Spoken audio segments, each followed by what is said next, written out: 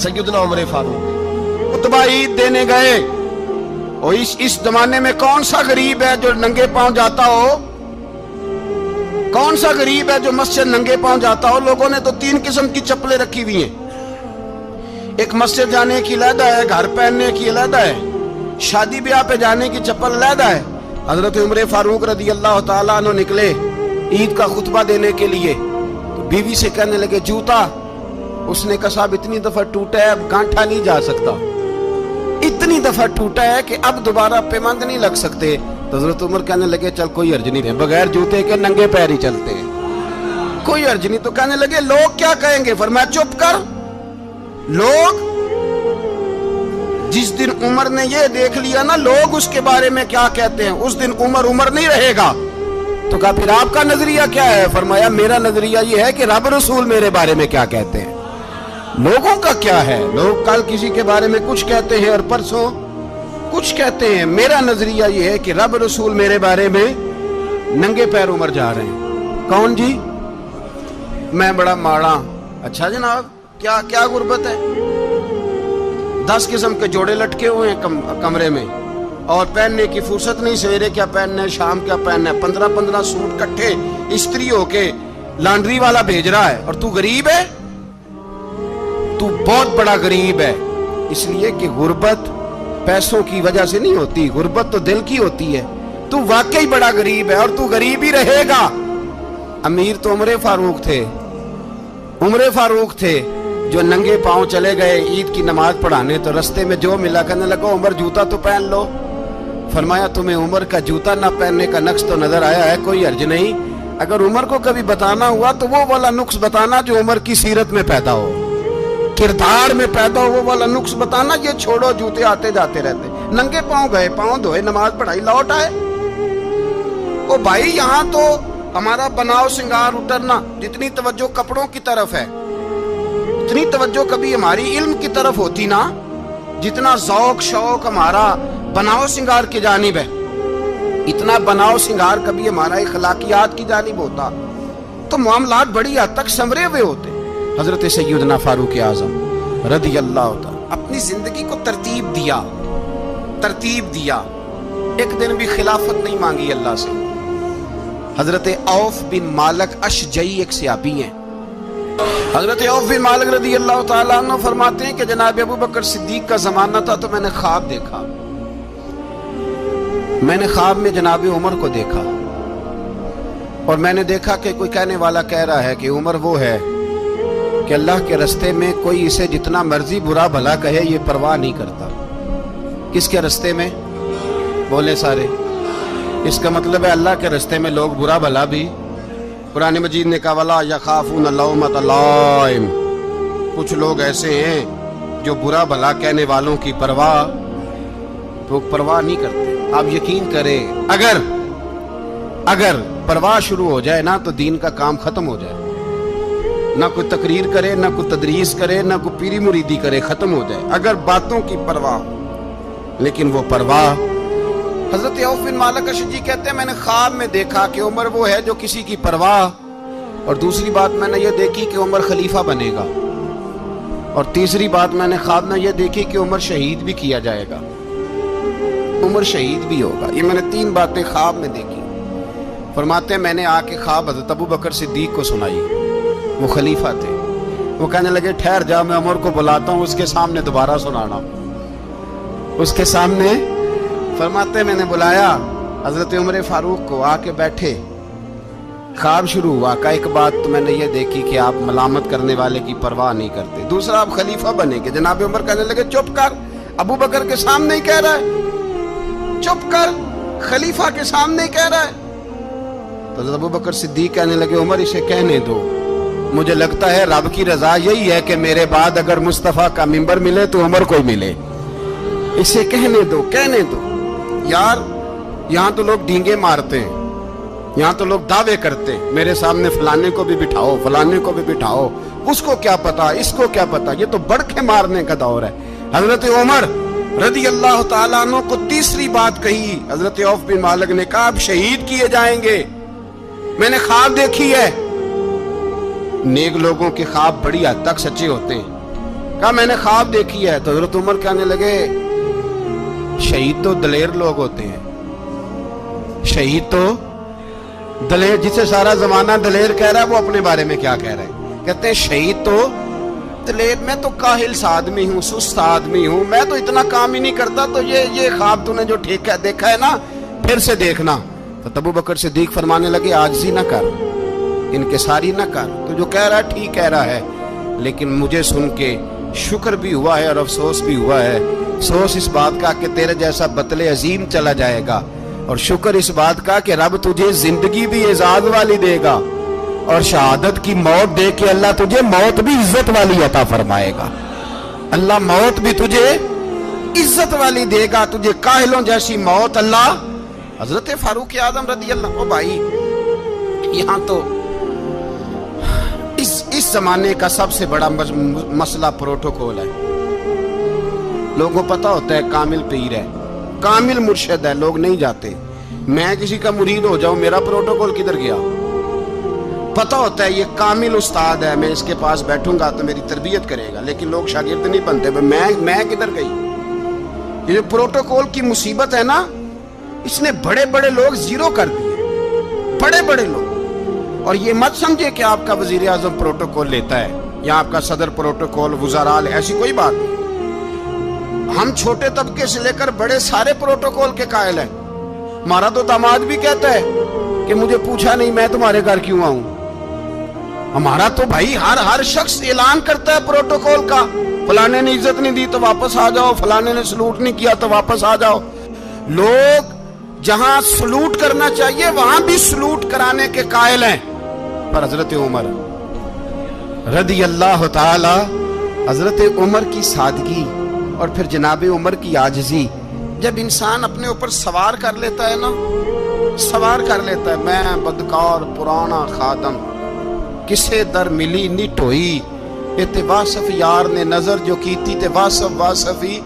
میں اکثر سوچتا ہوں حضور نے جہاں بھی کہا نا, فرمایا میرے بعد نبی ہوتے تو خطاب کے بیٹے عمر ہوتے. حضور نے فرمایا عمر جس رستے سے جاتا ہے شیطان وہ رستہ بدل جاتا ہے. نبی پاک صلی اللہ علیہ وسلم نے فرمایا میرا عمر وہ ہے کہ اس کی زبان پر حق جاری ہے. حضور علیہ السلام نے فرمایا 950 سال حضرت جبریل میرے عمر کی شان بیان کریں تو ان کی عظمت ختم نہیں ہوتی. 950 سال جبریل عظمت بیان کرے تو ختم نہیں ہوتی. یہ بات ہے حضرت عمر کی. اور فرمایا عمر ابو بکر کی نیکیوں میں سے ایک نیکی ہے, یہ شان ہے اب عمر فاروق رضی اللہ تعالیٰ عنہ کی. حضور نے فرمایا میرے بعد نبی ہوتے تو عمر ہوتے, جس گلی سے عمر آئے شیطان رستہ بدل جائے. میرے عمر فاروق کی شان 950 سال بیان ہو تو ختم نہ ہو.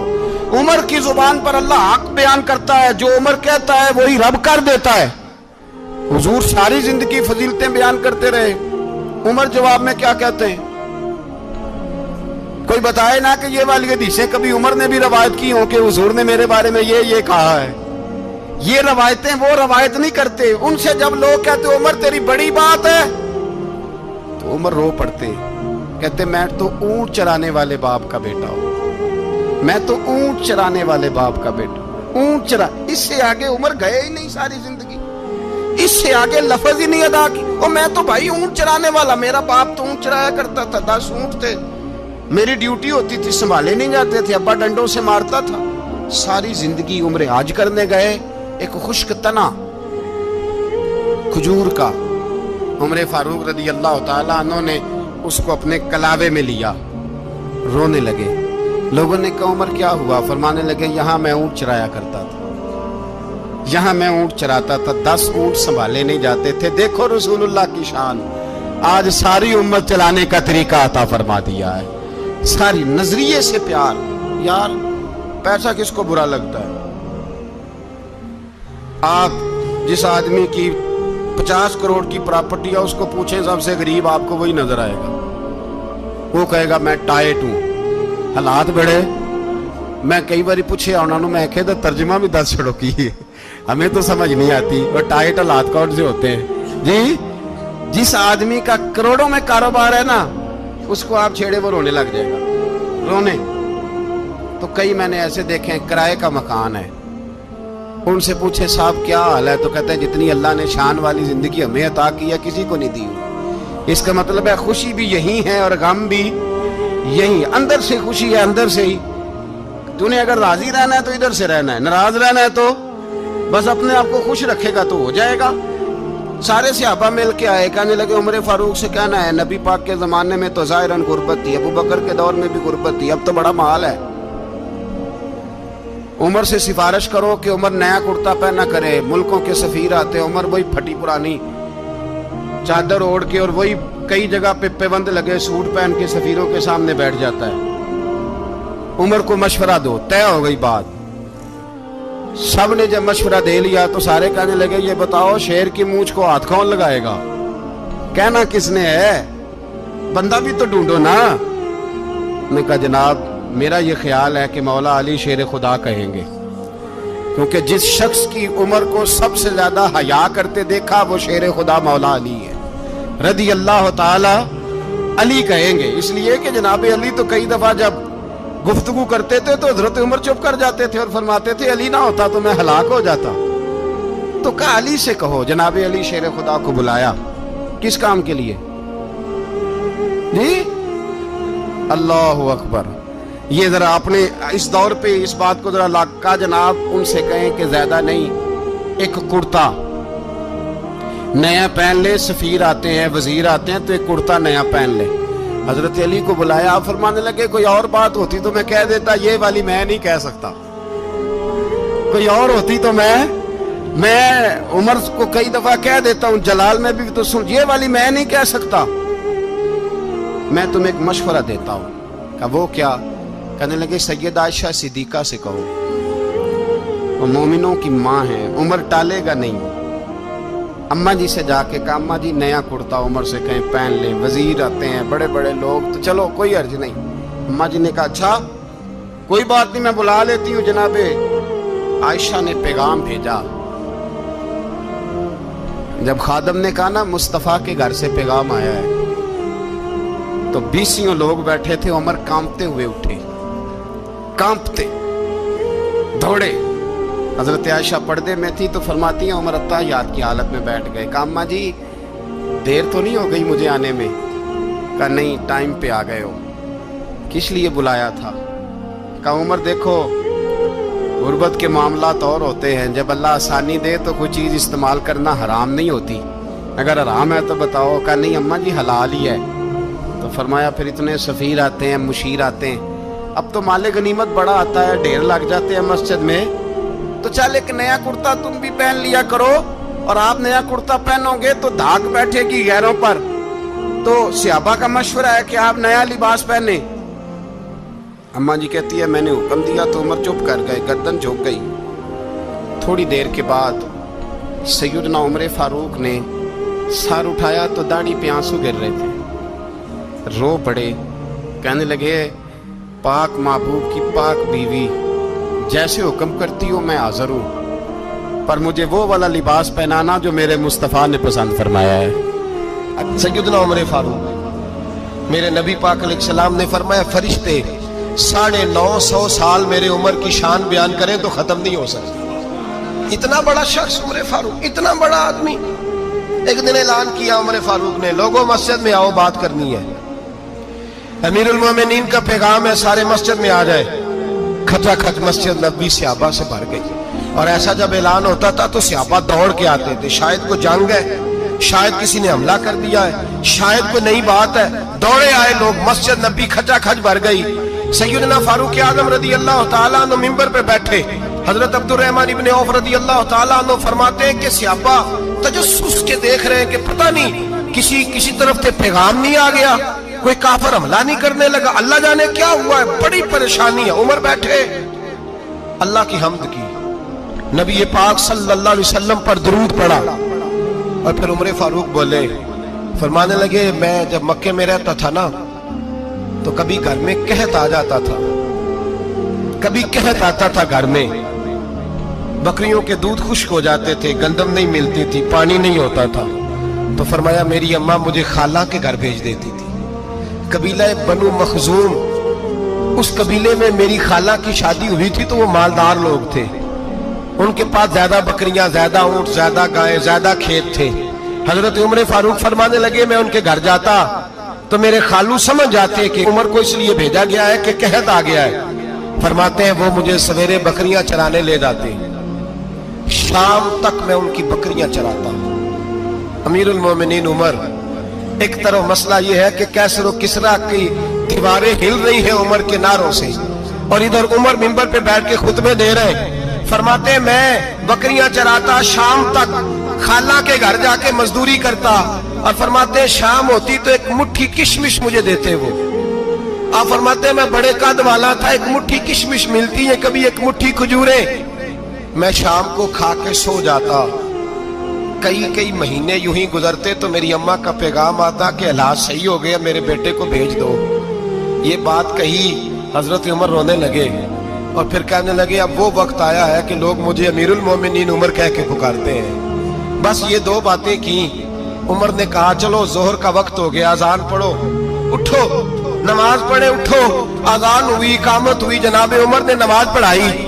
لوگ چلے گئے تو سیدنا عبد الرحمن ابن عوف دیگرانہ تھا جناب عمر سے، بازو پکڑ کے کہنے لگے عمر سیانا بندہ یار تو یہ دو باتیں سنانے کے لیے اتنا مجمع اکٹھا کیا تھا، یہ دو باتیں کہنے کے لیے کہ میں خالہ کے گھر جا کے مزدوری کرتا تھا تو ایک مٹھی کشمش ملتی تھی، ایک مٹھی کھجوریں، یہ کہنے کے لیے کہ میں بکریاں چرایا کرتا تھا. تو حضرت عمر فاروق رضی اللہ تعالیٰ عنہ پھر روئے، پھر آنکھوں میں آنسو آئے. کہنے لگے عبد الرحمن آج نا مصر شام سے کچھ لوگ آئے تھے اور وہ بتا رہے تھے کہ عمر تیرا ڈنکا وہاں بھی بڑا بجتا ہے. وہ مجھے کہہ رہے تھے تیرے نام کے وہاں بھی بڑے دبدبے ہیں، بڑے تذکرے ہیں. تو میرا نفس مجھے کہہ رہا تھا عمر دیکھا تو یہاں بیٹھا ہے اور وہاں تیرے نام کا شور ہو رہا ہے، مجھے اس نے بڑا کیا ہے. تو میں نے آج مصطفیٰ کے سارے غلام اکٹھے کر کے اپنی اوقات بتا دی ہے. میں نے اپنی اوقات بتائی ہے کہ میں کچھ نہیں، کوئی شے نہیں، کوئی چیز ہی نہیں، اسی کسے تے کچھ نہیں جے لگ دے، نہ کوئی ساڈا دردی. میں نے بتایا ہے کہ میں تو کسی کے بکریاں چرا کے ایک مٹھی کشمش لے کے گزارا کیا کرتا تھا. گزارا مجھے میرے کچھ ساتھی نا لے گئے گجرانوالا سردیوں کے موسم میں، مجھے کہنے لگے سویٹر پسند کر لیں اپنی مرضی کا. تو میں نے کہا یار مجھے تو وہی مزہ آتا ہے جو میری اماں کروشیے سے بنایا کرتی تھی، وہ پہلے ابا پہنتے تھے، پھر وہی سویٹر بڑا بھائی پہنتا تھا، پھر ہمارے کھاتے میں آ گیا. اور پھر اس کی تعریفیں ہوتی تھی غربت چھپانے کے لیے، اس کی تعریفیں ہوتی تھی بڑی محنت سے بنا ہے جی، کیا بات ہے، بڑا گرم ہے. تو اب چھوٹے بھائی کو دے دیا جائے. ہم نے کہا وہی زمانہ دیکھا ہے، وہی رنگ دیکھا ہوا ہے اور اس پر فخر ہے. اب تو لوگ جب کچھ ہو جاتا ہے نا، 2-4 لوگ جاننے لگتے ہیں تو لوگ فٹافٹ دعویٰ کر دیتے ہیں خاندانی رئیس اعظم ہوں، بڑی بات ہے. ایسی کوئی بات نہیں. جس کو اپنا آپ یاد رہتا ہے اسے خدا بھی یاد رہتا ہے، جسے اپنا آپ یاد رہتا ہے اسے رسول اللہ بھی یاد رہتے ہیں، جسے اپنا آپ یاد رہتا ہے اس کی نظر میں دوسرے لوگ بھی کچھ ہوتے ہیں. میں عمرے کے لیے حج کے لیے جاتا رہتا ہوں، رب مجھے اپنے فضل سے بلا لیتا ہے. تو میں ایئرپورٹ سے نیچے اترا تو ایک صاحب میرے جاننے والے تھے، دوڑ کے آئے اور مجھے کہنے لگے کیا بات ہے، سنا ہے اس دفعہ آپ سعودی ایئر لائن سے آئے، سیدھا مدینہ شریف آئے، کیا بات ہے آپ کی. اور میں نے کہا صاحب چھوڑ دیں، میں بھی جب پہلی دفعہ آیا تھا تو میں بھی بڑا گور کے ایئرپورٹ دیکھتا تھا، میں نے کبھی دیکھا جو نہیں تھا، میں بڑا گور کے دیکھتا تھا. کوئی ایسی بات نہیں ہے، یہ نظام قدرت ہے، بادشاہ کے فیصلے ہیں، وہ جب چاہتا ہے جس طرح کے چاہتا ہے فیصلے فرما لیتا ہے. تو یہ اس کے فیصلوں کی بات ہے. ہم لوگ نا جس حیثیت پہ ہوتے ہیں وہیں رہ جاتے ہیں، پچھلی بات بھول جاتے ہیں. اس لیے ہم چاہتے ہیں جو بھی ہمیں ملے جھک کے ملے، جو بھی آئے. اور یہ میرا آپ کا سب کا مشترکہ معاملہ ہے. میرے نبی پاک صلی اللہ تعالی علیہ وسلم نے صحابہ سے پوچھا تمہیں بتاؤں جنت کے بادشاہ کون ہوں گے؟ جنت کے عام لوگ نہیں، جنت کے، بولیے گا ذرا، جنت کے اللہ بادشاہ. جنت میں تو جانا بڑی بات ہے، حضور جنت کا بھی بادشاہ. ابن ماجہ میں لفظ ہے. تمہیں پتہ ہے جنت کے بادشاہ کون ہوں گے؟ تو میرے مصطفیٰ کریم صلی اللہ تعالی علیہ وسلم کے غلاموں نے کہا حضور ہمیں نہیں پتا. تو حضور نے فرمایا جنت کے بادشاہ وہ لوگ ہوں گے جنہیں دنیا میں کوئی بھی نہیں جانتا تھا، جن کے کپڑے سادے ہوتے تھے، جو غریب لوگ ہوتے، جو سفارش کرتے تھے تو ان کی قبول کوئی نہیں کرتا تھا, جو کسی کے ساتھ جاتے تھے تو ان کو مانتا کوئی نہیں تھا. وہ جنت کے بادشاہ ہوں گے, بادشاہ. اور فرمایا قیامت کے دن جب لوگ انہیں دیکھیں گے تو ان پر فخر کریں گے, رشک کریں گے, کہیں گے کیا بات ہے تمہاری, یہاں تو شوق ہی بڑا ہے. غریبوں نے بھی پوسٹر بنائے ہوئے ہیں, ڈاکوؤں, لٹیروں, چوروں کی تصویروں کے ساتھ لگوائے ہوئے, اپنے آپ کو بڑا کرنے کے لیے. عاجزی اختیار کریں, عاجزی اختیار کریں, اپنے آپ کو مٹانے کی کوشش کریں.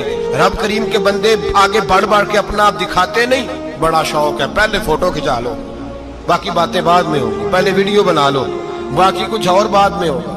پہلے اب تو پرسوں ترسوں مجھے ایک مولانا کہنے لگے کہ آپ سے میں نے, وہ یہاں جمعہ پڑھنے آتے ہیں کبھی کبھی, میرے دوست ہیں, کہتے ہیں آپ سے میں نے سنا تھا کہ اگر کوئی نبی پاک کا فرمان ہے, اگر کوئی نذرانہ دے تو اس کو لے لو, اگر کوئی تحفہ دے تو اس کو, حضور نے فرمایا لے لو اگر تمہیں کو دیتا ہے, اپنی مرضی سے, مانگنا منع ہے. خود دے دے تو لے لو, ورنہ ایک وقت آئے گا تم مانگو گے تمہیں ملے گا نہیں. جب کو دے دے تو لے لو.